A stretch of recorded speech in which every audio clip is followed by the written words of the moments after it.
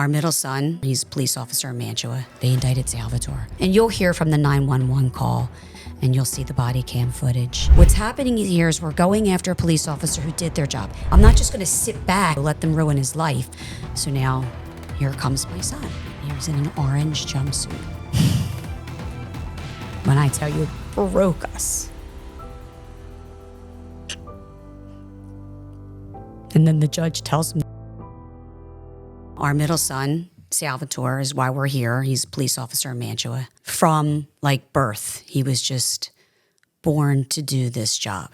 He became a Philadelphia Police Explorer when he was 14, and that's where they train. They do a lot of field training, PT, classroom training, and that was it. He just knew what he wanted to do from that moment, and studied and would go to the range and would practice, shooting, and just always brushing up on his skills, just very, very devoted and dedicated to the profession. Did he go and get a criminal justice, or went straight into? No, so he went right into, it was I guess an alternate route, Camden Police Department in Camden, New Jersey.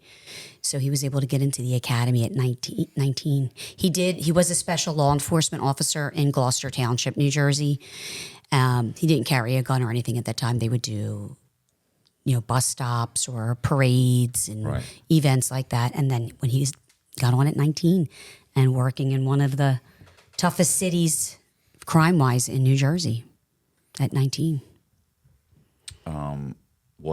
Was he still living at home, or did he move out? He moved out when he graduated high school. He moved in with my mother and father because I said to him, if you're going to be a police officer, go where you're going to make some money.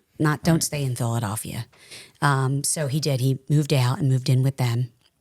He became an EMT. He went to college and became an EMT. And at 19, he did the police academy. He was hired in Camden, and he would work overnight shifts, day work. The overnights always made me, he would check my phone, text me when you get in. I was always worried overnight, So when he was 19, 20 years old, him and one of his good friends, Pat O'Hanlon, were in the academy together. They were involved in a shooting. Pat was shot. He was responding to a call. There were some suspects, and Pat gave chase, and one of the suspects pulled out a gun and shot him right through his thigh. My son's en route.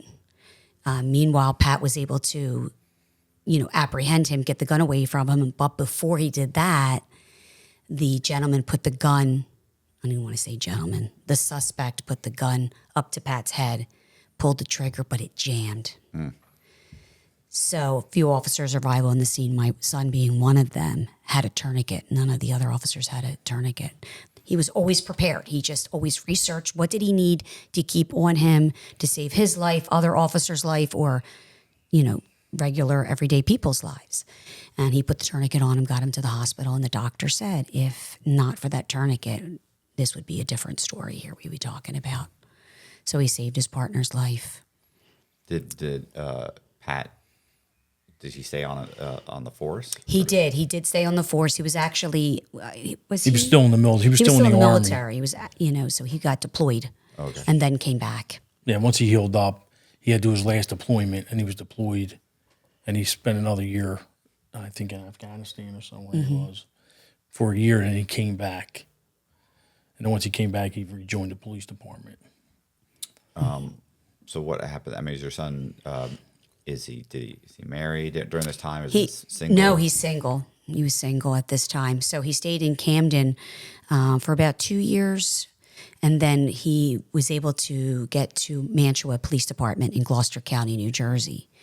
So we were all very excited for that. Because especially me, I'm thinking small town, nice community. It's safer. For sure.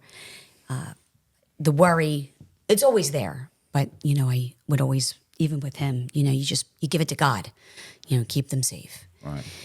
And very active police officer in Mantua, received a lot of awards. He was a cop's cop. Well, he still is. He's not passed. He's alive, thank goodness. He was going to the night specifically of what changed our lives and why we're here to speak. And, he can't speak up, but we can on his behalf. He was involved in a shooting of a man that had a weapon. They were called to a burglary in progress, and his corporal pulled up in front of him. A burglary in progress man with a weapon. And you'll hear from the 911 call, and you'll see the body cam footage. The corporal pulls up to the house, and the man standing at the curb, and he's like, hey, buddy, what's going on? Puts his passenger side window down, and immediately the suspect extends his arm, points the gun right at the officer. The officer says, drop the weapon, and you hear him speed off, accelerate, because he couldn't get to his weapon, and he's trying to put his body cam footage on, his camera, because it was newly issued, and they were very challenging to get on at the time. And he pulls up, and then my son pulls up behind him, and he's following his corporal.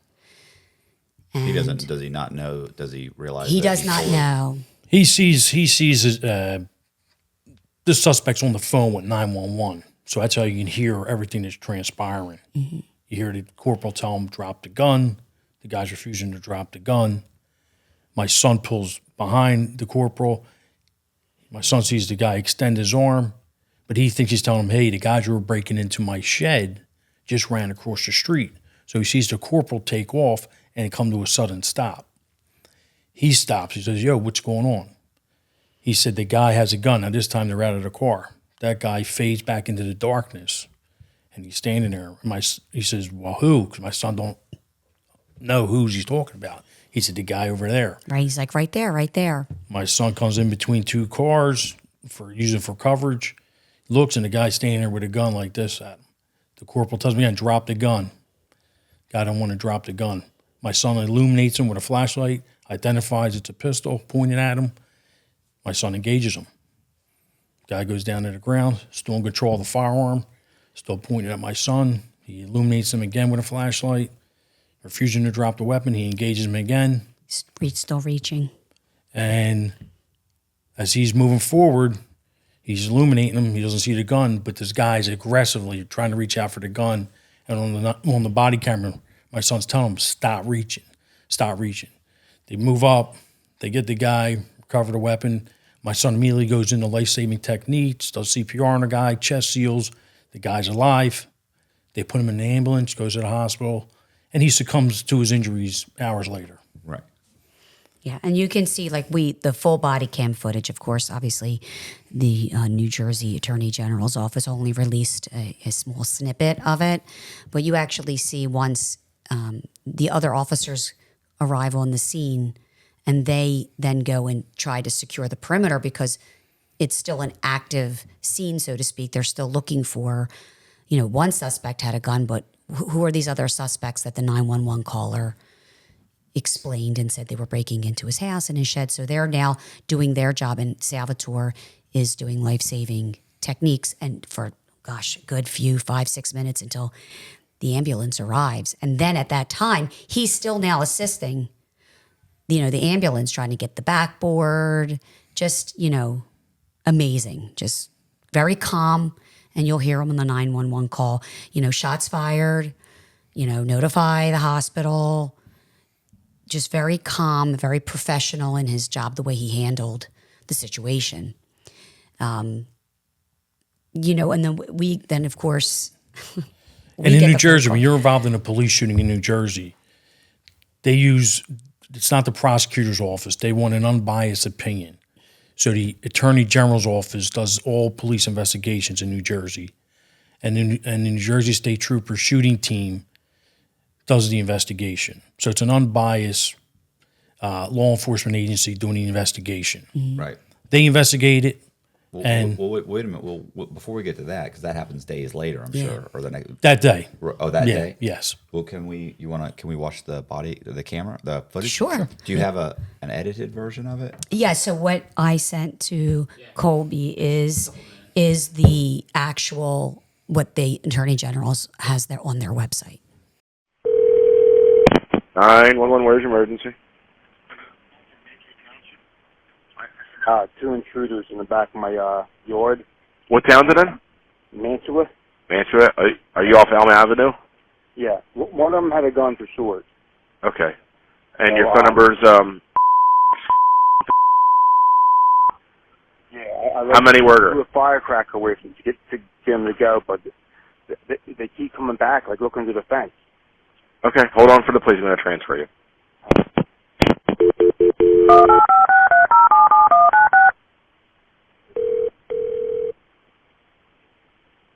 Police communications. 911 transfer on Elm Avenue in Mantua. Phone number's caller reported intruders on the property, and he believes one of them had a gun. Hello? One of them definitely had a gun. I saw him. What's your address? 257 Elm. 57 Elm Avenue? 257. 257? Yeah. I mean, I came out and I lit off a quarter stick to scare them away, but they came back. Okay. How many people were there? Two. They're, You're on Elm, not West Elm, right? not one Elm. Okay. How many were there? You said two? Two. That I saw, and then as I came back, there was a woman. And You got a the thing, description of the individuals? I'm gonna say the one guy, he looked like to me maybe in his mid-60s. You got white males, long, black males, Hispanic males? white, long, like thinning hair. The other guy was a black guy. So one white male, one black male? Yeah, and the other girl, I really couldn't get a look. She was behind the fence. What were they doing? Well, when I looked out my window, the one guy was in my shed, getting my shed door open. And then I came around to go outside to confront him, and there was a guy fucking in my truck trying to get it open. Okay, hang on one second. Or where are they at now? Dude, almost looked like somebody's in my truck. Okay. Mantua, Cars County. 257 Elm Avenue. 257 Elm Avenue. 911 phone call. Cars advising two subjects on his property. One male was trying to get into his shed. One male possibly in his truck now. He advised that one may have been. I'm getting ready to go in the house, dude. I don't know if these guys. I mean, I have something my grandfather passed down to me. I don't know how legal it is. Okay. In a will. And what's your name? Charles Sharp. Charles Sharp. Yeah. Phone number?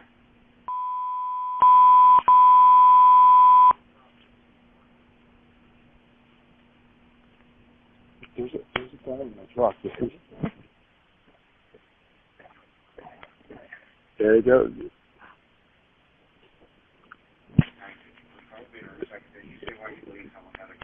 Did you see the weapon?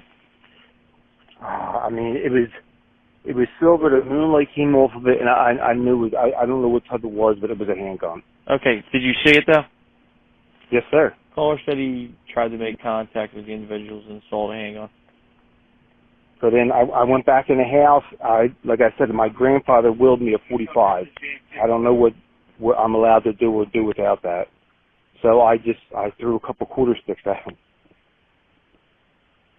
Maybe that's not the professional thing to do, but.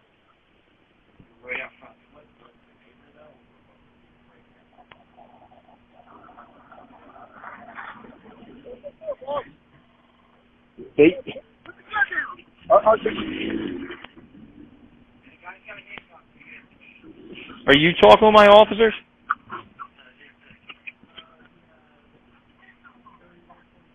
Sir.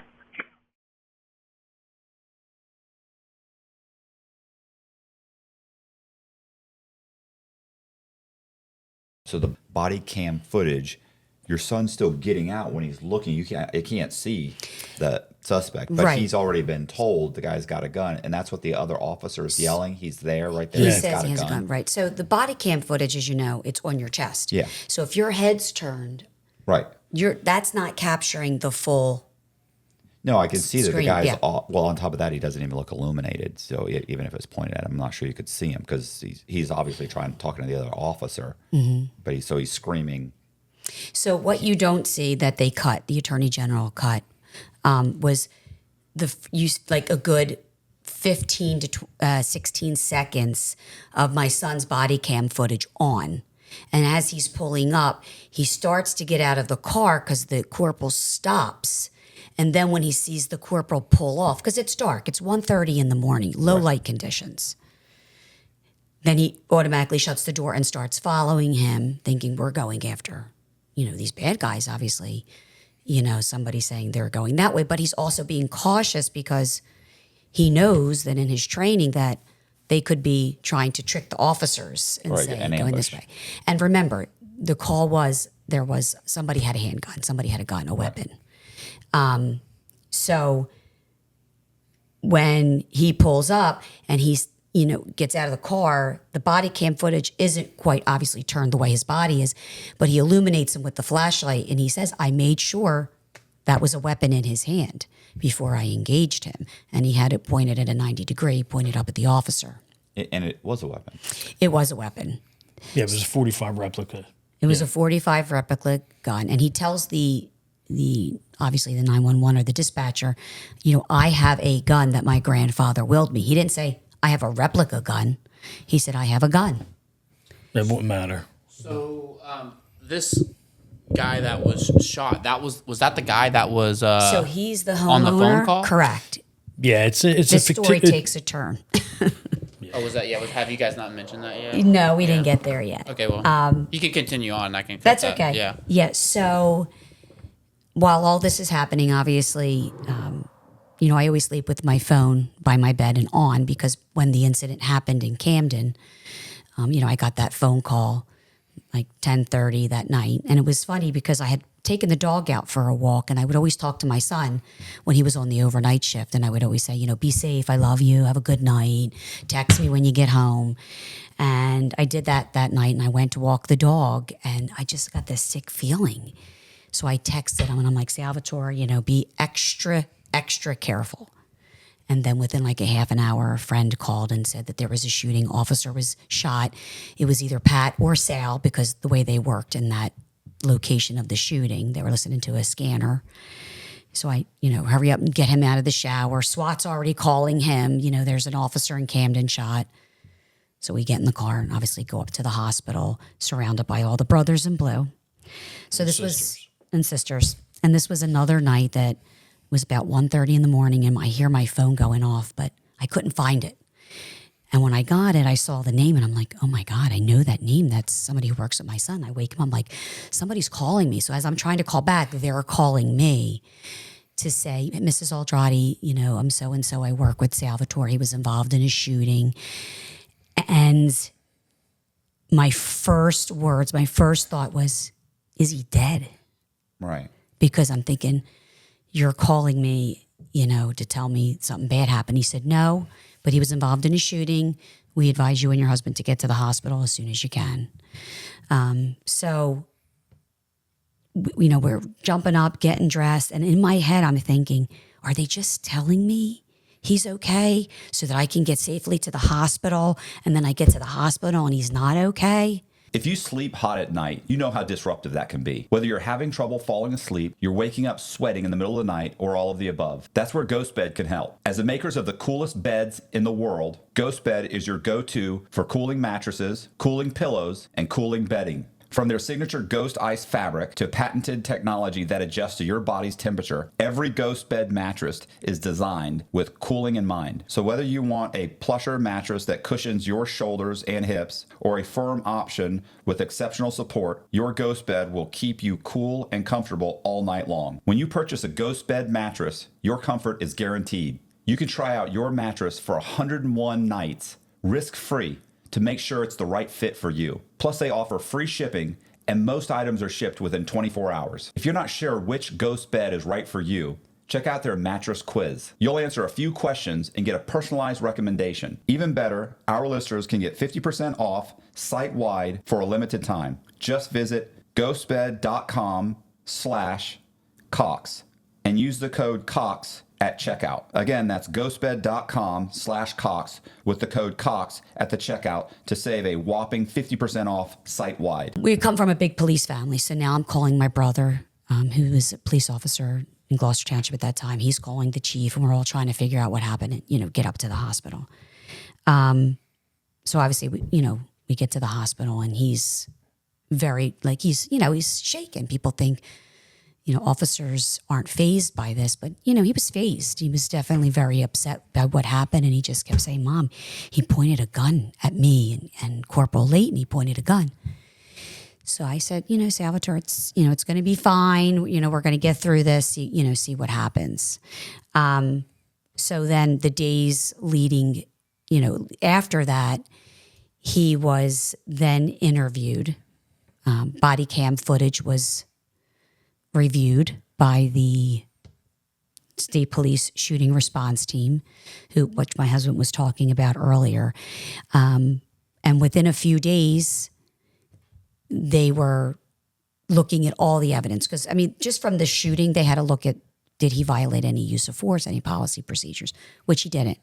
But then they started looking into this man's history, because his toxicology report came back with lots of drugs in his system, high levels. When they contacted the sister immediately said, oh my God, is he suicidal? Did he kill, did he kill himself? Did he commit suicide because he's had some mental health struggles? Right. The neighbor across the street, earlier that evening, you heard him say in that call that he threw a quarter stick of dynamite at the suspects. He went over to the neighbor's house, acting erratically. The young neighbor was very fearful for his family because they kept hearing these explosions going off, and he's throwing this dynamite. Scared for his family, takes them in the basement. But before that, he tells them, let the cops hear it. And he saw the gun on Mr. Sharp. And he said he was acting very erratically, let the cops handle it. But what you find out was there was nobody breaking into his car. Okay, so I was sitting there, like it wasn't, that's what I thought was happening. So initially, he just called the police saying, hey, somebody's breaking in. The shed and his car. That guy's got a gun. He saw it. I'm threw some dynamite to scare him off. Right. Then while he's talking to him, he says, hey, someone's in my car.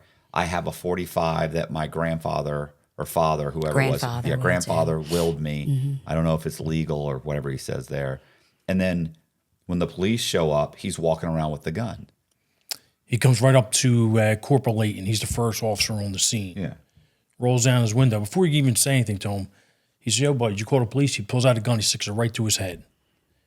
You hear on the 911 call, the corporal says, put the gun down. And you hear the car speeding off. He's trying to get out of harm's way because he couldn't get his weapon out, his service weapon out, to engage this guy. Yeah, he's driving. He's in the driver's seat. He speeds off. And my son pulls up right behind me. He sees all that. This video here is a edited copy. Yeah. There's another 16 seconds or so added on there. But the AG edited it for their purposes to fit their narrative. Okay, so this guy's obvious. I'm a fairly rational person. Like, if I had a weapon and I called the police, I would not, when they showed up. Correct. Even if I said on the phone I have a weapon, I would put it down and walk out. Like, I'm not walking up to the police with a weapon on me. Correct. Because they're going to take it all. Who knows what they're going to think? They're pulling up. They have no idea. You have what's even happening. if it's legal and registered. We carry permit to carry. The cops are coming. You got to put that away. You have to notify them immediately. I have a weapon. Right. They certainly don't pull a gun out. And that was something else. The 911, the dispatcher never told the officers that the homeowner has a weapon, because he says, I have a weapon. I had a concealed weapons permit when I was 20 years ago, and even when I would get pulled over to get a ticket and the officer walked up, I would say, I have a concealed weapons permit. Right. I have a weapon. He goes, do you have the weapon here? I do. It's in the thing. I didn't want to even reach in and get my and registration. that's what you should do. That's a smart thing. And they would they'd say, okay, that's fine. And the cop would say, go ahead and get it. It's fine. Put it on here. But you certainly don't have to walk up with holding the weapon.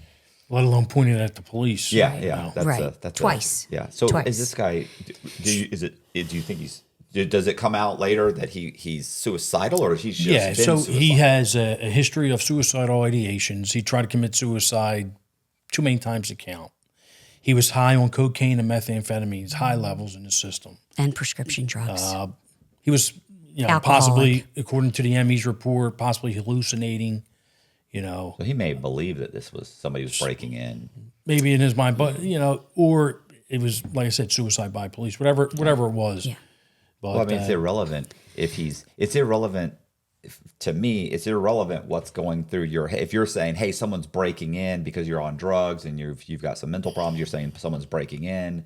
And then either way, to me, when the police show up, you've got a gun, you're pointing at them. I don't know about any of that other stuff. No, even that's if the I only- did know right. about it, it doesn't matter. I don't know who you are right now. I know there's a guy pointing a gun at me, and no reasonable person in their reasonable mind is pointing a weapon at a police officer without the expectation of having the police officer engage them. Right. Right. So, right, because police officers are not obligated to retreat, giving verbal commands when feasible. The other officer gave commands. You don't need to have all the officers give commands. You have a split second. You have an eighth of that to assess, process, and save your life and the corporal's life as well. Or anybody that's around. That's a police officer's job. What they have to do is make split-second decisions. And sometimes, a lot of times, it's not pleasant what their job is, but their job, I go to work every day. I'm a teacher, right? I know what I'm going to be doing every single day. I can predict from in the morning to the kids leave me what I have to do and when I have to do it. Police officers don't have that luxury. They show up to work and they may have to, that day they may save a life. That day they may have to take a life, or they may give their life. So their profession and what is normal for them, so to speak, is totally different from the jobs that everyday Americans do. They're split second, things can change. Right. And So- you have to be prepared. So you were saying that earlier you had said that when there's a shooting, they have an independent body come, because obviously if Hillsborough County deputies are involved in a shooting, Hillsborough County should not be investigating that shooting. Like, they have a bias. So they have you're saying that they have an independent body come in, and that's the same thing here? Yeah. So I think since 2019, the AG's office started, any police shootings in the state of New Jersey, we will investigate them. So it's a separate, unbiased investigation. They come in with the New Jersey State Trooper shooting team, and they do the investigation. They came in, they investigated it, no problem. It was a justifiable shooting. That was it. And my son went back to work, and he was back to work for almost 2 years before he was frivolously indicted. Right. So I have a question. In between that time, did the media, start up a whole campaign? What was the sister of the deceased guy? His name was what? Charles Sharp. Sharp. Charles Sharp, and he was a former, he was a veteran. Right. So he was trained in weaponry. He was trained to, you don't point unless you're. So was the sister or his family saying, "Hey, what's going on?" Like, he Nothing. would never. They didn't blame him. No, this is, so again, there's two separate parts, right? So when they investigated, because it's what Salvatore knew at that time, when they investigated just his actions, he was deemed, cleared because he didn't violate their own attorney general's use of force guidelines. He didn't violate that. He didn't violate policy, procedure, nothing. He followed his training. But then when they interviewed the family, and we have all their, the discovery, we have the audios. And like I said, when the sister was like, "Oh my God, did he kill himself?" And the ex-wife, her statement is very telling, because the first thing, she wants to speak to the detectives. So the first thing she says to the detective is, "I know he did this. I know he did this." And then she proceeds for the next 18 minutes to tell the detective, he's tried to kill himself multiple times. He slit his wrists. He's been in and out of the veterans home for this. She has a book, a journal, documented all the times he's been in and out of rehab and detox. And she just sings like a canary, and she even says, that one of the first things she said was, "Oh my God, please tell that police officer, we are so sorry. Like, I want to hug him. We feel so bad. We heard he's a young police officer," because my son was 24 at the time. So she tells them, basically everything that this gentleman, that he had a rough life. You know, he had PTSD, he had a drug, alcoholic problem. So the family's very much aware. So when they put out the news media at first, it was very down low. There was a shooting, blah blah blah blah. It was justifiable. Yeah, shooting, there right? was It's there was a everything handgun. cleared. There was very little press on it at the time in terms of details. But in New Jersey, supposedly to show transparency, all police shootings have to. Well, no, not all. According to their policy, they don't have to, but they go in front of a grand jury. So with COVID and everything, they said they were backed up. So it was 20 months. He was back to work, became police officer of the year again, was promoted to corporal. And now all of a sudden, we were waiting for the clearance to come through because when he was cleared by a representative from the Attorney General's office, they sat down and said, listen, is this a perfect shoot? No, someone lost their life, which is horrible. We're not here to speak ill will of anyone. And then she said, but, there's nothing criminal here. And they had to sit down with the chief and his captain and, the people that were involved. And then once he got clearance from his doctor, blah, blah, blah, blah, he was permitted to go back to work. So when we found out that it was going to a grand jury, next week or whatever. To almost 2 years later. Yeah. So that came it out of was nowhere? 22 months Just a later. procedural thing. There was nothing to worry about. Right. Everything goes through. This isn't criminal. No laws are broken. No Right. policy or procedure to violate it. And if they were, that's departmental. It's not criminal. Right. Right. And the grand jury came in and then they brought them back again and blew up life-size photos and slowed the video down and manipulated. Do you mean the The grand jury evidence. came back in? They There called them was a back in They brought the grand jury in twice. 1 week, and they didn't find anything wrong with it. So the first time they said, no, it's fine. Nothing's good. Everything's good. Bring 'em back. They bring him back the following week, and they blow up these life-size photos, slow down the video, and then cut it. So it just shows, my son just getting out of the car, engaging this guy, when that's not the truth. Right. So then it's all about how they perform it, how they set up a grand jury. Like you can indict a ham sandwich on the grand jury. And they indict him. I said, well, if it was a bad shooting, you're not sending someone back to work for 2 years. You're going to lock them up. Shortly after the completion of the investigation, you're getting locked up. Is this a new So it's a new AG. So the first AG, there was an AG there, whatever his name was. Gruel was the Attorney General at the time. And then And he cleared. He said, nothing wrong here. New Jersey State Trooper shooting team, this is a good shoot, no problem. The Attorney General's office, fine.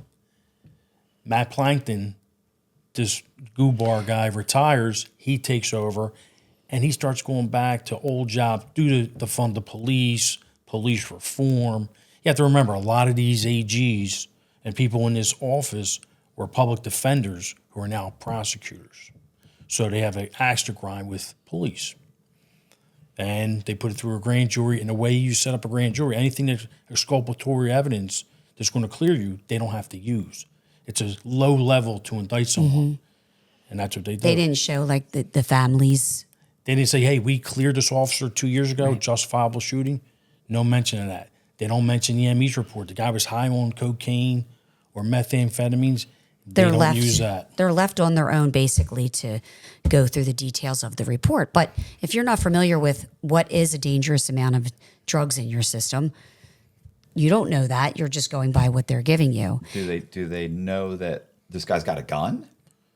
Yeah, they showed him the gun. They had they showed him. They mentioned the gun, mentioned but they the don't gun. never show the picture of the gun. Here's the picture of the gun. Right. You know, they just downplayed it during a grand They brushed jury. over everything. They just gave him enough of what they wanted to get the indictment. Because if they would have given all the evidence and what they had, nobody would have found him guilty or indicted. Why do you think it is that you're saying because you think they have an axe to grind? Oh, sure, yeah. It's all prosecutorial misconduct. You know, it's all frivolous stuff. So Because if you want to be transparent, you would have added all these other things in. You would have said, hey, You would have set the scene up correctly or honestly. yeah, we cleared this officer 2 years ago. There's nothing here. This male pointed a gun at police. Never mentioned all that. They never say the first officer in the scene, this guy came out and pointed a gun to his head. They don't mention that. You know. Your son shows up and he's being told by his Right. is it So lieutenant? his corporal. His corporal. This guy's got a gun. This guy's got a gun. None of that's coming out. And that's when the media, when they indicted him. So then now, of course, the headlines are, officer pulls up and within seconds, shoots and kills him, and just a man calling for help. But they don't tell you. It was all made up. It was made up. He's lured. Yeah, there was nobody in his there. shed, and his wife even says it on her statement. I don't know if you've seen his shed, but He has it's a massive padlock. lock. It was nothing was tampered with. No, There his was no car. people. Right. There's There was There's nobody no there. people. It was a fictitious story. And all the neighbors are very familiar with him in the area. When they give their statements, they said, he has a lot of issues.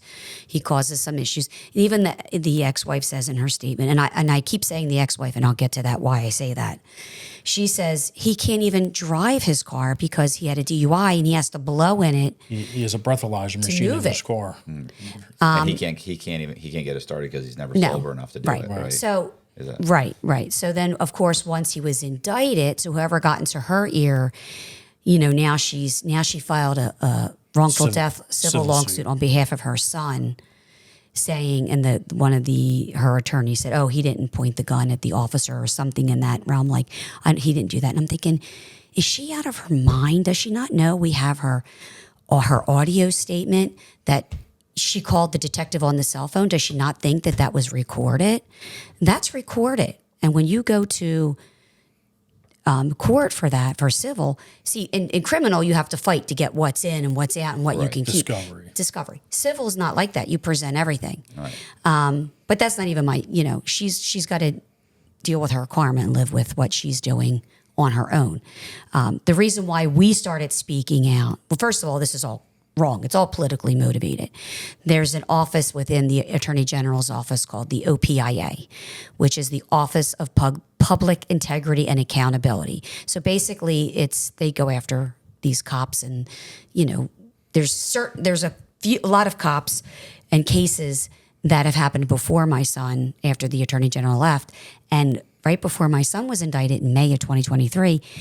They went back and they indicted 4 officers and prison guards for an incident that happened. Again, man, I don't know all the details, but the summary is man was on drugs. They had to restrain him to get him to the hospital, to get him medical assistance. He winds up dying. His heart explodes of a drug addiction, of drug use, overdose. And he went back and indicted all 8 of them the month before. Now they're waiting to see if their cases are going to be thrown out or what's going to happen with that. And we love his lawyer, and I said to him from the very beginning, I'm worried about this corruption because you could clearly see this is not a violation. He was charged with 1 count of reckless manslaughter due to the fact he didn't de-escalate the situation and give commands to drop the weapon. Okay. And you don't have to do that. Right. But if someone's pointing a gun at you, He'd already been told that. Yeah, correct. He was told twice. Correct. At least This 2 guy right times. there, he's got a gun. He's got a gun. That's Correct. part of de-escalation, and that's giving commands. But the AG's office is violating their own policy because it says only when feasible. And commands were given in de-escalation. So what do you have? It's a frivolous charge. The charge doesn't even fit. It's an overcharge. Right.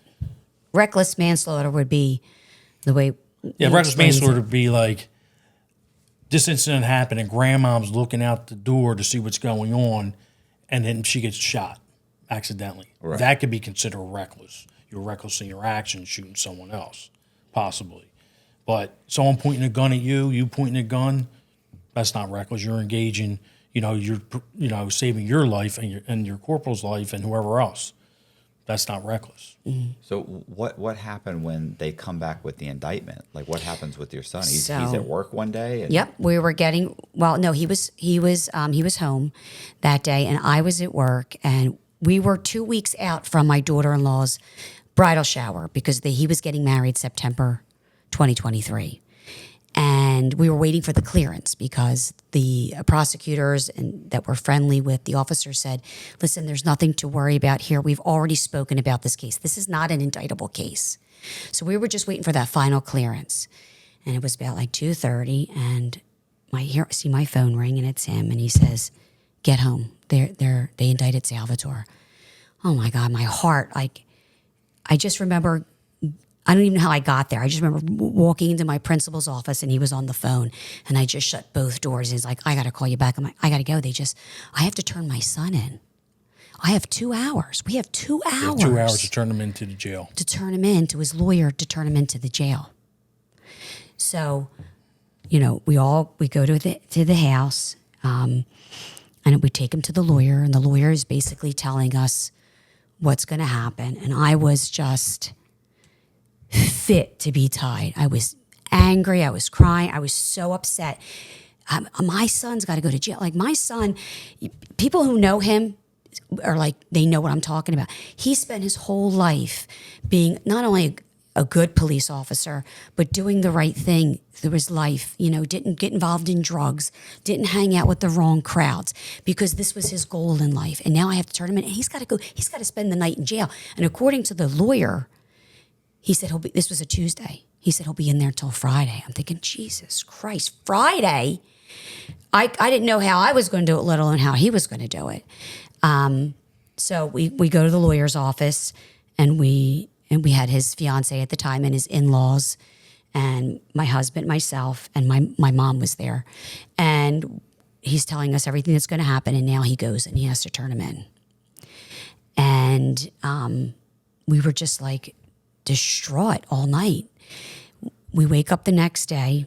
Well, the investigators who were on the first case said, we're not bringing him in jail. Yeah. This is wrong. Right. We're not doing it. So people who aren't on the case said, well, I guess we'll have to bring him in. And these other investigators brought him in. They refused to and they walk were him all into apologizing. prison. Said, this should never have happened. This is all politics. We told them this is not an indictable case. Mm-hmm. But they were trying to make a name for themselves. So they brought him in. Mm-hmm. And then they slapped him with 3 detainers. And I was like, detainers? What's that all about? Oh, they want to keep him in jail for 180 days. Until his trial. I said, they're not going to be ready in 180 days. This is like, we're going to screw you over, and then we'll have to drop the charges. But at least we put you in jail for 6 months. Right. And that's what's happening. These progressive attorney generals this is what they're doing. And we're hoping that in the future that's going to be eliminated and we get back to letting police officers do their job. And, they need to have a certain level of immunity because their job requires it. Right. And it has to be a certain level. It can't be to abuse their power. And that's not the incident, what we're having here with my son. Well, I was going to say, like, I went to San Francisco probably 4 or 5 years ago. And, people are laying down, sleeping in the streets. It's the same thing. I went to LA. It was the same thing. I was talking to the guy in the hotel, and he was saying, these condos beside us, he goes, they're 2.5 million. And he was saying that, like, the guy that owns the condo, he comes downstairs and walks his dog. And if he doesn't pick up the poop, he gets fined $250. He said, but this homeless guy can shit right next to the front door and walk away and in front of a police officer. And when I was in San Francisco, I was with a couple lawyers, and we were asking the lawyers, like, these guys are literally walking into like a corner outside of buildings, and like they're smoking whatever they were smoking. And we were like, bro, there's nothing like this. These guys have tents here. Like, this guy's laying on the concrete for 2 hours sleeping. Like, there's nothing you guys can do. And they were like, there's nothing we can do, bro. Like, they were so, you could see they would go. And I remember the lawyer I was with, he goes, bro, he said, how frustrating is that? He goes, you have no idea. Right. He goes, I don't even know why we're here. He's like, we can't, there's nothing we can do. That's what we say. That's like our famous line. How did we get here? How are we here? Because that's the frustrating part, is where we've turned what's supposed to be good and the right thing to do. We flipped it, and now it's, you can't say that. You can't do that. You can't, Good is bad, bad is good. It's Well, things are getting to the point where I think they're starting to collapse. Like, listen, I get it. Like, somebody has to work in a food. Somebody has to work in a soup bank or a food kitchen. Right. And, I'm not going to do it. Right. And I'm glad that those people are willing to do it. I'm not going to do it. But the fact of the matter is, it's gotten to a point where they're running in LA. I was looking to go get something, hairspray, something I had run out of because I was doing a podcast, and when I was talking to the guy in the hotel, I was like, bro, I need to go get some hairspray. Where's the closest place? He was like, He goes, well, there was a place over here. You don't want to go there, He- though. Well, no, he said it closed. He said it was a mom and pop place, and I was like, okay. He said what he ended up telling me was that the only places that were still available to go to in downtown LA were chain companies like Walgreens or that type of thing. He said because they could hire security, Right. But all the small mom and pop places had been driven out of Sure, business. it happens in Philly. Because people are just walking and robbing them, and they're afraid to stop them, and they just come in, they rob the place, and they take off, and there's nothing you can do. And they said, call the cops. The cops, he said they will arrest them. They'll take them downtown. They'll photograph them, fingerprint them, and Let 'em release go. them immediately. I think that's the because- frustration. Yeah, I think it has to be like something like $2,000 worth Right. of merchandise, And that'll to destroy press a small charge. business. So they're not doing it. That's why even here, CVS closed, Rite Aid's Oh, closed. Rite Aid closed by in us, Philly, and- other stores closed. 'Cause they were Wawa's stealing closed everything. down. Well, these places you're collapsing an entire economy to save a couple of dollars because you're trying to say, oh, that's not that big of a deal. To me, stealing anything is a big deal. Right. So Yeah, I mean that's what we're facing, and we know that we have to go through the process of a trial, which we shouldn't even be here. right, But the interesting part happens when last March, I'm saying to myself, I'm just having a really bad day. I'm just like, you wake up every day and all I think about is my son. He's got PTSD. He's not working because they suspended him without pay, stopped his benefits. So now he's getting married. He's going to be a new dad and doesn't have what he needs to support his family. right. And one day I was just so angry and I'm like, I need to know this is going to be okay. I don't know how long this is going to take. And then later on that night, we got a message that the head of the OPIA, Tom Eicher, which we heard is the head of the snake, he's the one going after these officers, was stepping down or retiring, walking away. But in the same article, he was stepping down with all this, how would we want to say it, like charges, corruption, and all these things that he was being accused of doing, which was... Because in the midst of a whole bunch of allegations against him, he's stepping down. Well, he's stepping down because of false prosecution, prosecutorial misconduct, withholding up exculpatory evidence. And I'm looking at him like, that's exactly what's happening here. Like, what do? We can't just sit back and do nothing. This is my son. Right. I'm not just going to sit back a year or two, let them ruin his life, or they think they're going to ruin his life. And we're not going to say anything about this. So I started, writing a letter campaign. We got a petition letter together. Well, can we jump back to? Sure. And this is my fault. I got us off on. That's okay. On a whole thing, but your son had to turn himself in. So yeah. Sorry. Yeah, so he had to turn himself in. And in New Jersey, they don't have bail anymore. It's either in jail or out. There's no bail. Okay. And a lot of these progressive AGs and DAs, that's what they do in these states. So they hit him with 3 detainers, and I was like, what's up with the detainers? Like I said, they want to keep him in jail for 180 days and then go from there. Yeah. And they would have to probably dismiss this case because they'll never be ready. And The lawyer calls us the next morning. so he calls us, and as far as he tells my son, listen, you're going to be in jail. I don't know when we're going to get you out. My son's like, you don't even do this for criminals. I'm a police officer. This is justifiable shooting. How's this even possible? The lawyer tells me, he's like, they're going to do open court. You can go on, watch his arraignment. And I said, Chris, we have to get him out. He said, Barbara, I'm going to tell you, he's going to be in there at least until Friday. And this was a Tuesday. He said, but I'll have him out on Friday. So he said, get on. So I'm on and I'm watching. And the judge goes off and he comes back on. And I'm like, well, where is he? He said, they're getting on Zoom now. Get back on. Within 2 minutes, he calls me and he says, I'm getting him out. I'm getting him out today. So now I'm just sobbing. I'm like, oh my God, thank God. Like, we're going to get him out today. And he's downstairs on his computer. I'm upstairs on my computer. I'm like, Drew, they're going to get him out. They're going to get him out. Hurry up. Get on. He's coming on.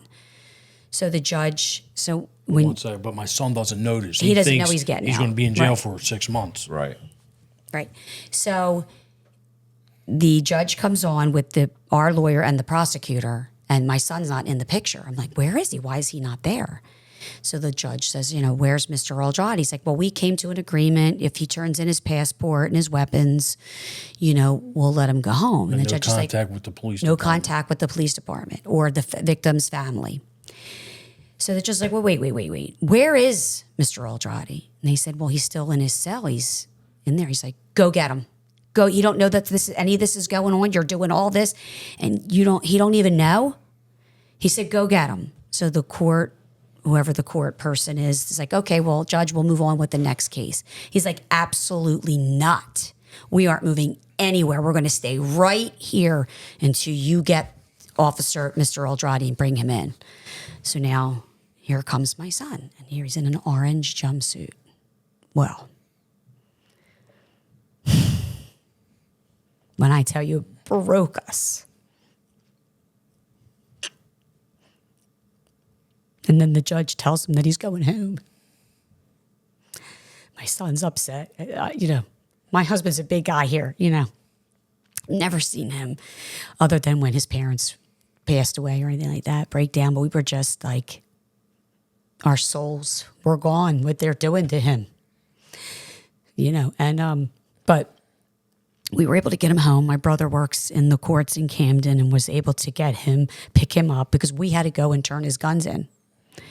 So we had to gather up all his guns, and even guns that like he had sold. They had a list, and they weren't going to let him out until every gun was accounted for. And we had to go to the police station. The police department was just a mess. They were just devastated because they love him. The police, the mayor, the city Captain, council, they all everybody. love him. And they even spoke up when the attorney general wanted his chief to back him on this. He said, absolutely, I'm not backing you. This is wrong. Like, this is just wrong what you're doing. And we were fortunate to get him home. And then he just had all these, next court date. And here we are, 16 months later, we still don't have a court date yet to bring this to trial. So you said you decided that you felt like you had to. So he was indicted in May of 2023. And then in March of 2024, we started hearing about this corruption and him stepping down. And I just saw it as a window of opportunity. Who's stepping down? The head of the OPIA, Okay. Tom Eicher. Yeah. So this is the department that's going after these cops. Right. And all of the corruption swirling around him. And I said, this is it. I have to do something. I just can't sit back and just wait, because I can't get to trial and then say, oh, I should have. I can't go back. Right. I have to do it now. So when you saw the report or the article, did you think, hey, maybe the next guy that steps in will just quash these and just push them aside? Like, okay, we're closing out these. We thought they would review it over and say, like, yeah, there is nothing here because there's nothing here. Right. But we don't know. We never. So he was indicted in May. He got married in September. Last December, we had a motion to dismiss because they violated their own policy. And there was no prima facie, no crime was committed. He was cleared by the state police shooting team. We had about 8 points, I think we were going to argue that day in court. So we were hopeful that maybe they would throw it out. But with the climate, we didn't know if the judge would take that chance and say, let's throw it out, or I don't want to be the one to do this because it's a high profile case, not like a George Floyd type of high profile. And when we got to court that day, I saw the lawyer's face and I said to him, something is wrong. You need to go over there and find out what's happening. And he basically said, the judge said, we're only allowed to argue these 3 points and not all the other ones. And I was so mad because I'm like, She wasn't going to hear the motion to have it dismissed. She wouldn't hear the motion to have it dismissed. These lower points, like Miranda warnings weren't given. They violated their own policy. They're the only things she would like listen to. You know, when they interview you, you're compelled to give a statement. There's called compelling statement. You have to cooperate with an investigation or you could be terminated.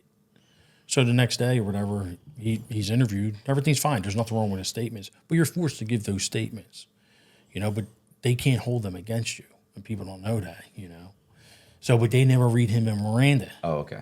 They never say like, "Yeah, you're Mirandized." You know, they never do that. So there's a lot of issues with this case on their end. You know, she basically says that she's not going to grant the motion to dismiss, but she says to the prosecutor, "I don't know how you're going to proceed with this, basically, because your client was extremely intoxicated. He had a weapon. He pointed at the officers, and the officer has the right to defend himself." And I remember walking out of there just so pissed. And the courtroom was packed with all officers and people that supported him. And I was just so mad. And I was frustrated because I knew that this is a political move. You know, in the end, we wholeheartedly believe he'll be cleared because there's no evidence against him. But at that time, I'm so mad. Like, are they going to rig this against him? What's going to happen to my son? So then fast forward to March when all this corruption started coming out and all these articles swirling around not only the Office of Public Integrity and Accountability, funny name, integrity, right? But the Attorney General's office of what they're doing. And so that's when we started with a petition. So we got a petition and I just did it from like supporters of Corporal Aldrati. And we sent it out to all family and friends to send to like senators, legislators, anybody that would listen.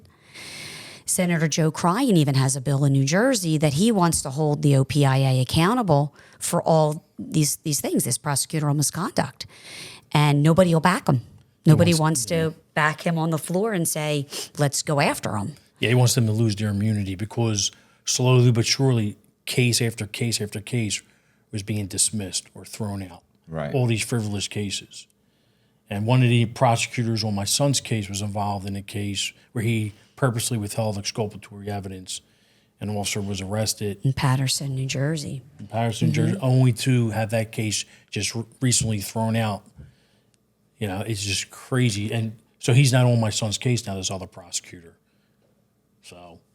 Yeah, and so we get the letter together, we start sending it out, and I'm just, two full-time jobs, my full-time job at home and then coming home and just emailing people on Instagram or podcasts and anybody that I would think that would respond, just begging from a mother's perspective to please help and get this word out that what they're doing is criminal.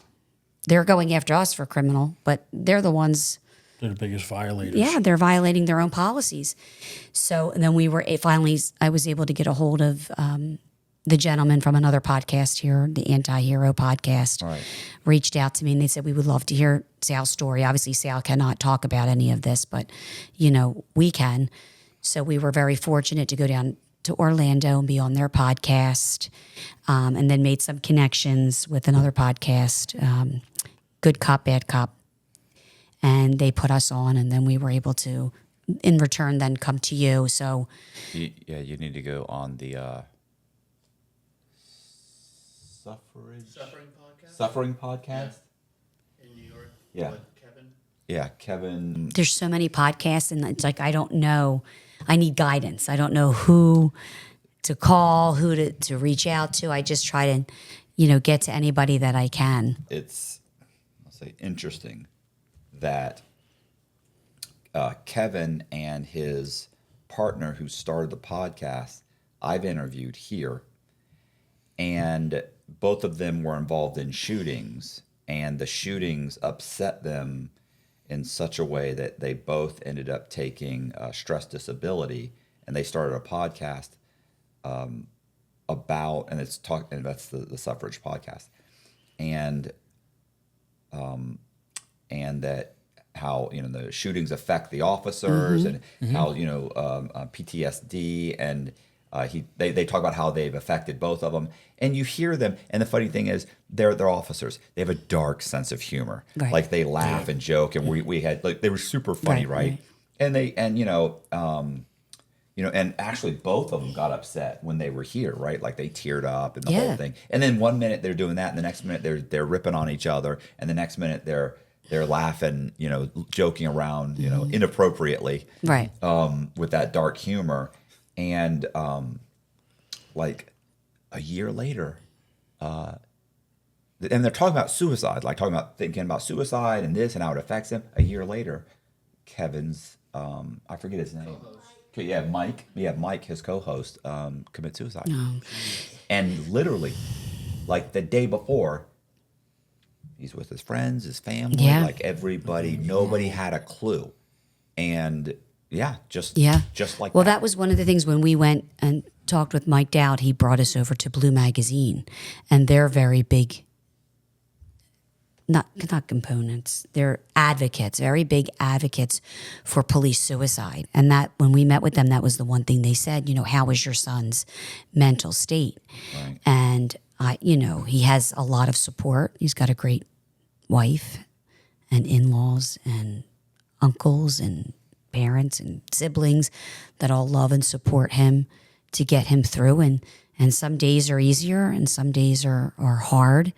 And that's always something we make sure that we're vigilant on, is that, you know, how are you today? You know, he just wants a trial date, and he wants to get this over with and get his life back. And he's not the same person that he was. He never will be, but he will definitely breathe a sigh of relief when this is over. And I think that's why it's even more important for us to speak out, because there's so many officers that are going through this. And today it's our son. Tomorrow it's somebody else's son or daughter, because this will continue to happen until we treat the officers the way they should be on these types of calls or these Well, it continue situations. to happen until you don't have anybody that wants to be a law enforcement. Well, that's the other thing. Yeah, it's a dead job Yeah. right now. Yeah. But it would have been one of the best days of his life if this guy would just complied and put the weapon down, or just left the gun inside his house. Yeah. But if you're Well, he obviously suicide, he had right. mental issues. Yeah. I mean, obviously he has got mental issues, and Right. you know, like nobody knows that nobody calls the officers and has the officers comes and then walks around pointing a gun at the officers and doesn't expect to get shot. Like Right.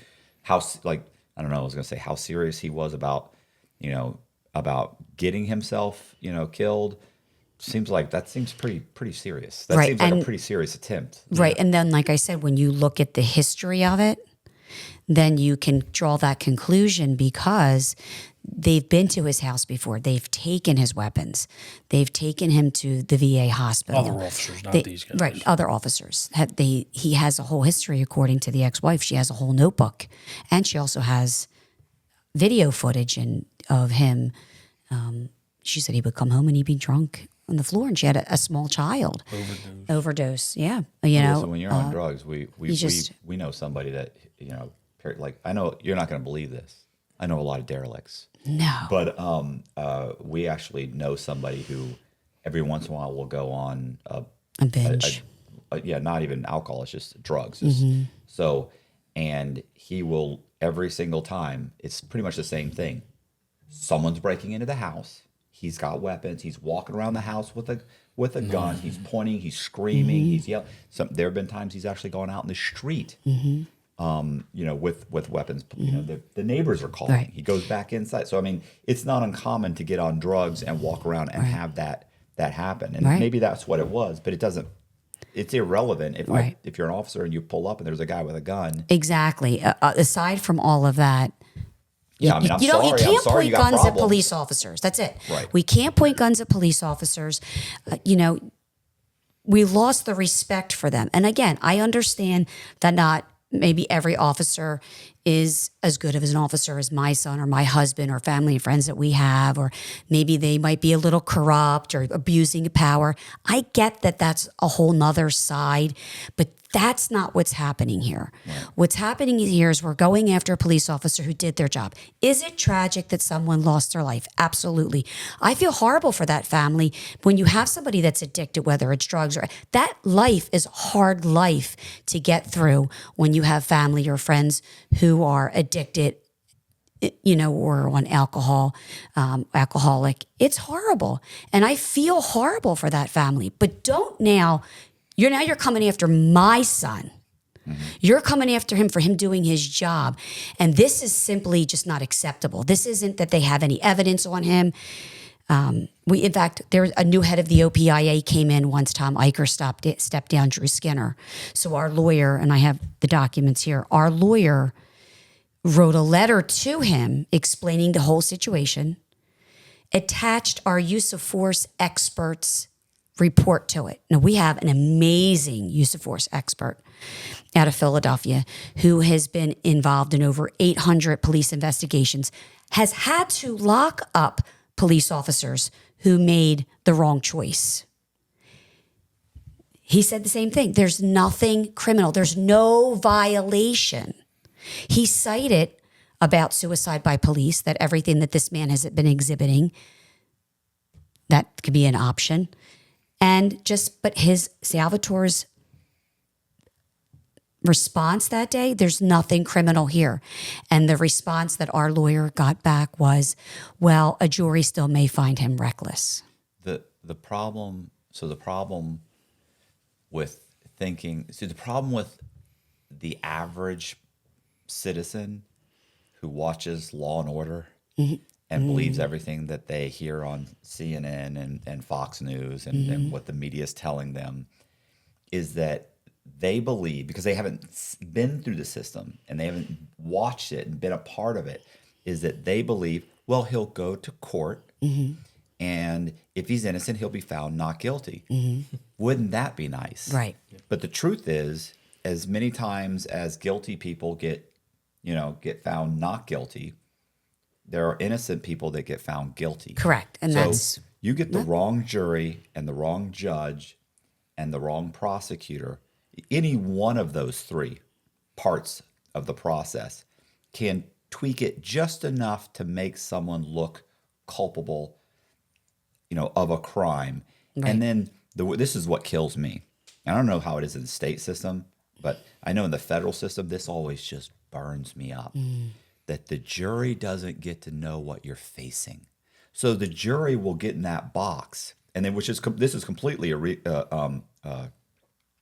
it's not supposed to happen. It's supposed to be, I don't know if it's illegal or procedural, whatever. And they'll negotiate. You know what I'm saying? Like, they want to go home. Johnny here wants the guy found guilty. We're saying no.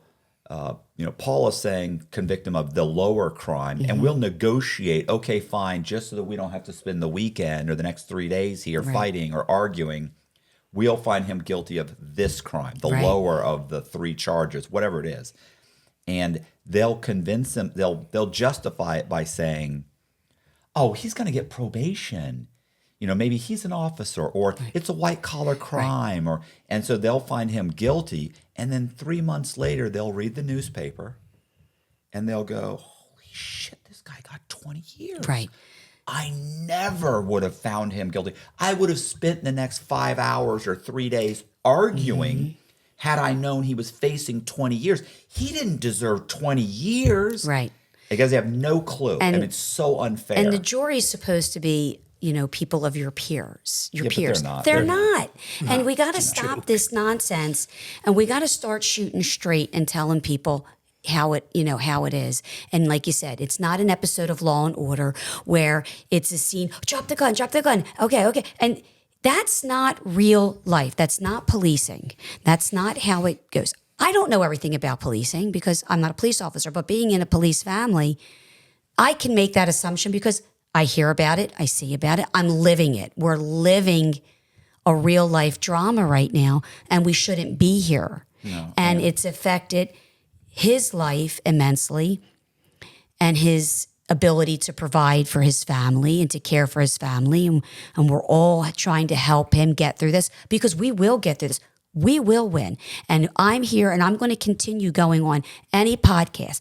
I'm going to continue talking to any senators, any government official, Anyone in the new administration, anyone in the old administration that wants to give me a call and speak about this, I'm available and I'm willing to talk to you about it because this needs to stop.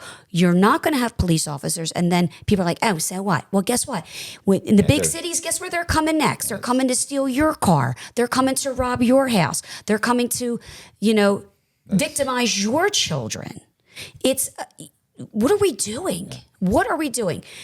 We need a whole revamping of the system. And I want to go right to the top. Get me somebody at the top I can talk to talk about how we can fix this, not just for my son, but for the future of our country, our people, our officers. Our officers deserve better. Our veterans deserve better. People who fight every day for us so we can sit in our house and have a podcast or sit in our house and have a cup of coffee and be free and protect. Who's going to protect us? Right. Nobody wants to do their job. They're going to sit back instead of acting. Somebody has a woman, has a knife up to her neck. Well, they're not going to shoot him because then they're going to lose their job and livelihood, like my son's going through. What are we doing? Right. We need to fix this. And this is why we're speaking out, for many reasons why we're speaking out. And the way that the news media handles things like this, we're working with a reporter now. We sent him our first podcast. And when he got the information and he started looking into it, he was shocked. He's like, I can't believe this. I said, well, where's the investigative journalism? There's none. Where did you get this information from? Oh, the AG's office. Well, no shit. They're going to just tell you what they want you to know. Well, I mean, I figured that out when I was in prison. I was writing these guys' stories. I would look up. You can literally look up the press release on the first, and then on the second and the third, the newspapers rewrite the press release. That the attorney general's or U.S. attorney's office, or they just rewrite exactly the same thing. And they publish it as if they've done this huge investigation, but you didn't. No. You took the 1,500 word or 500 word press release and you just rewrote it, and that's it. Maybe you got a quote. Maybe you called and got a quote, so you have a little something extra that the other guys It's the don't have. narrative that they want to push. And that's, I think, hopefully we're moving away from that. We're starting to get into people are not watching the regular mainstream media. They're coming to podcasts. They're looking at other sources to get information because they know something's not right. Something's wrong and we need to fix it.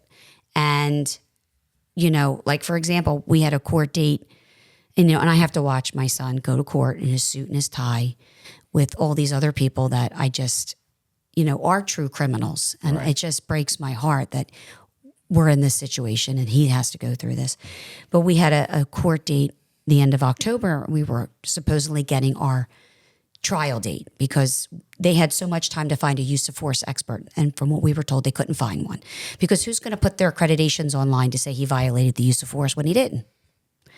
So anyway, we go to court and that Monday and that Friday at like 1:15, my son gets notified from the lawyer that the Attorney General's office is filing a motion to compel. Is that what it's called? No. A motion to have our use of force expert removed because they can't find a use of force expert to dispute any of his findings because their use of force expert said this is justifiable shooting. This officer should never been indicted. This is politics.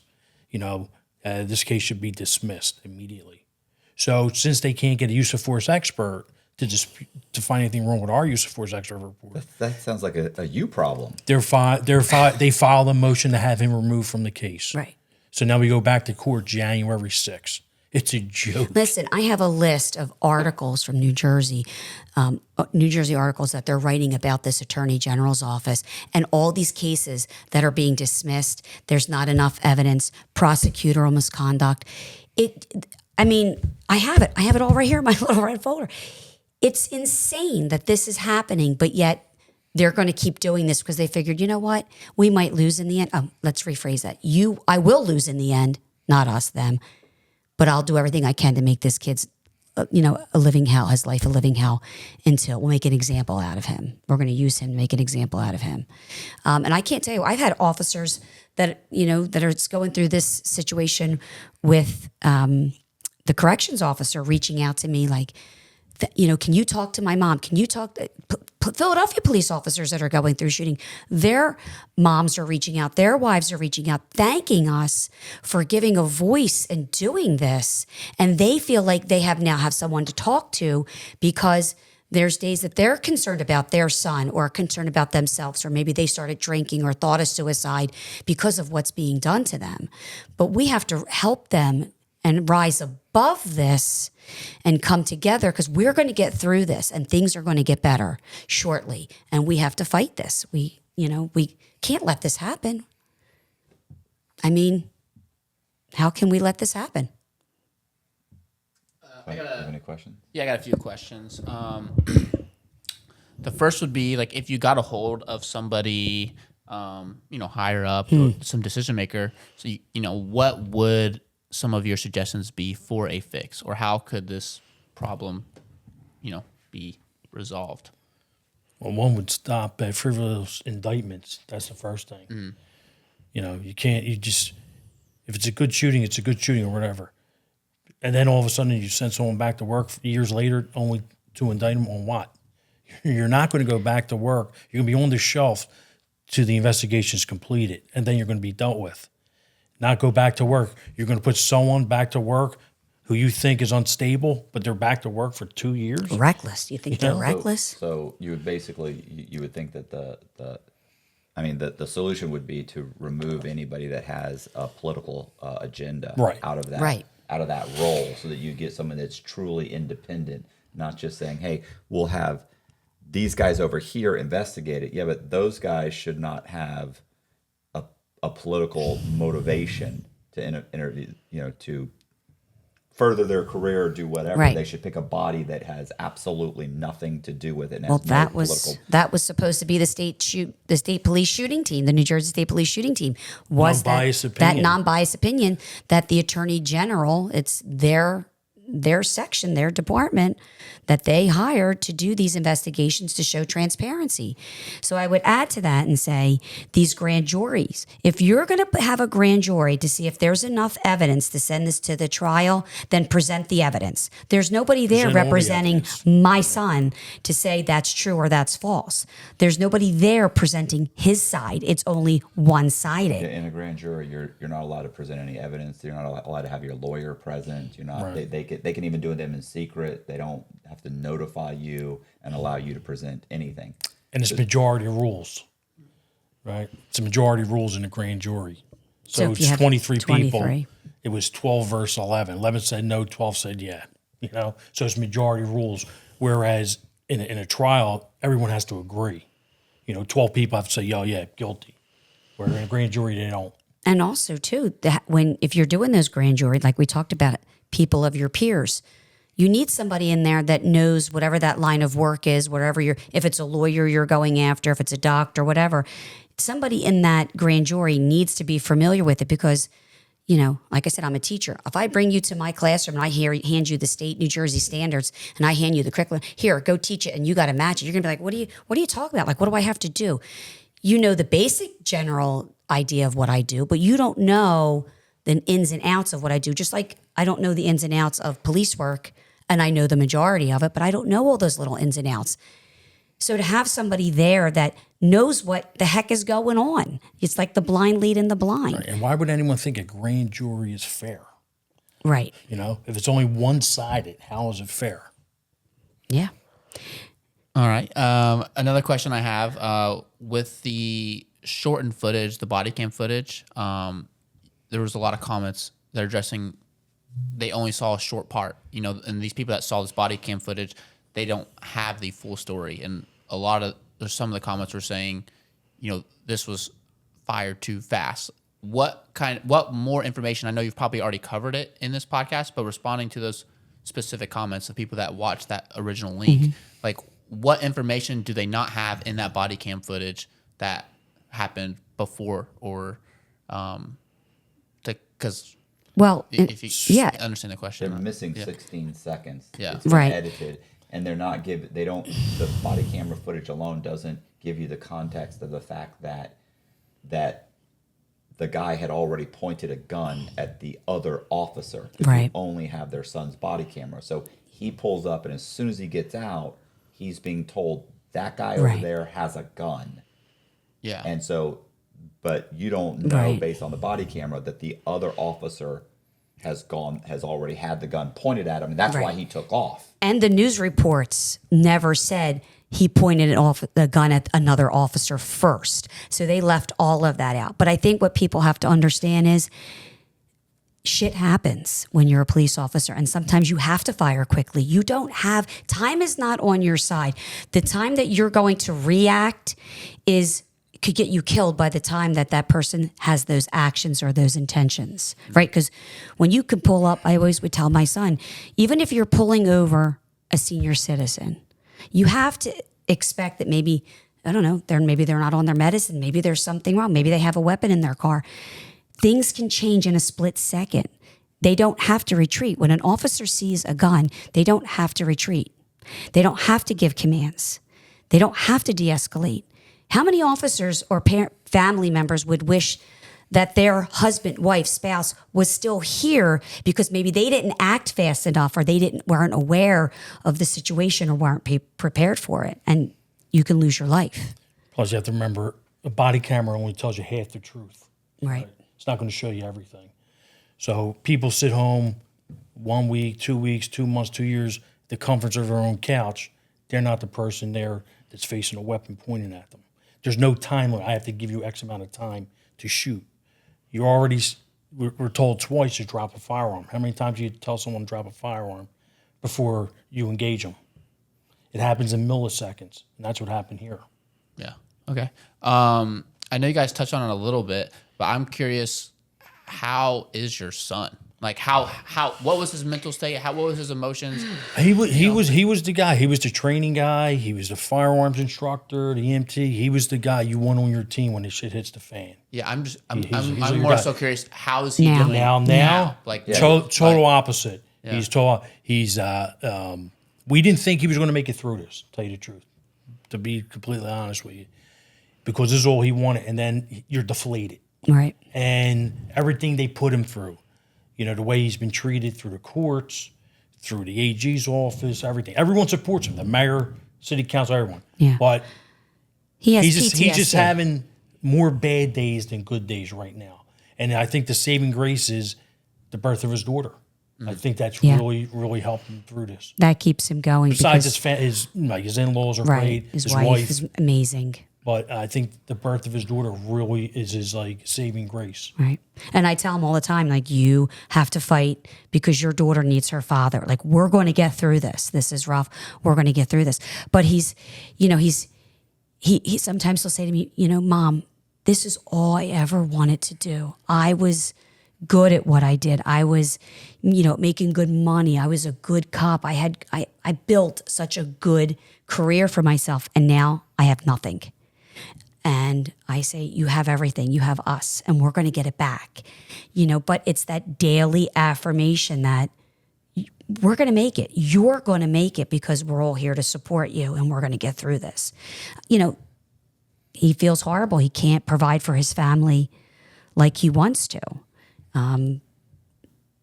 It's tough. Some days, you feel broken, and other days you feel hopeful.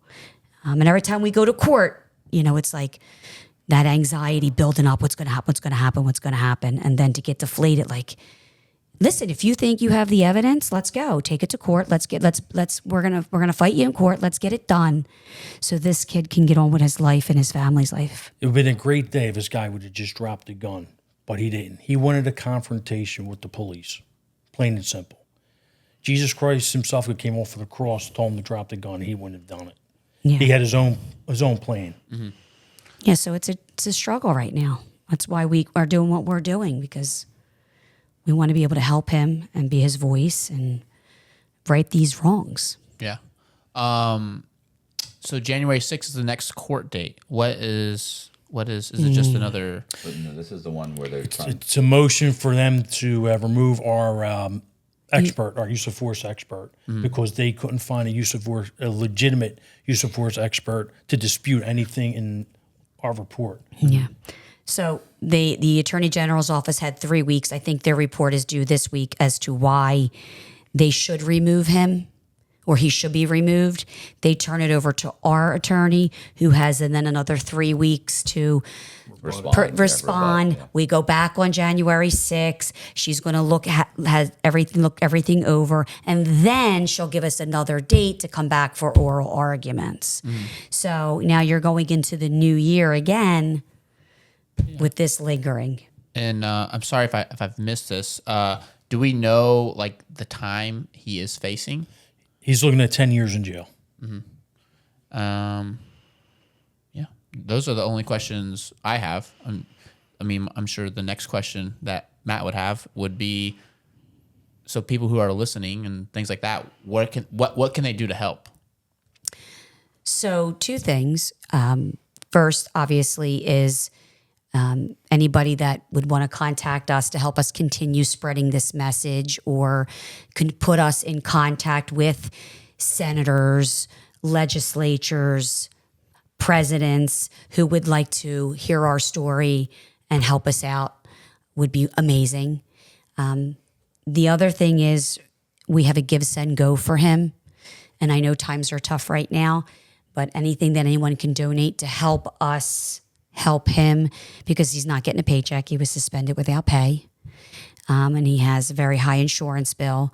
And so anything we can do to alleviate that stress for him is big, because that's a big stressor right now. That's a lot. He's facing time. That's obviously detrimental to him. But knowing that at least I can support my family right now and help out, that's big.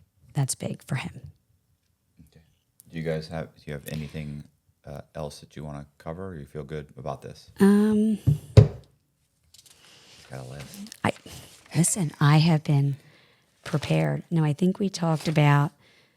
And I sent you Kevin's. Yeah, I just information. got it. That's what I went. I wasn't trying to be rude. I was just wanting to No, make sure no, I that's sent fine. it. Because I think he would be all over this, and he'll know additional People. podcasters in the same. Yeah. Because true crime is great, but there's probably Yeah, might be better off on one platform. I know, that's right? more- No, and I appreciate Yeah, you yeah. taking the time to let us, come down here. But I think just overall that, he's a decorated police officer. He's not someone that abuses his power. He's received countless accolades for life-saving merits for his friend that was shot, Officer O'Hanlon, an old lady saving her life. He's a cop's cop. He gets in there, he does what he needs to do, and he is loved by the police community.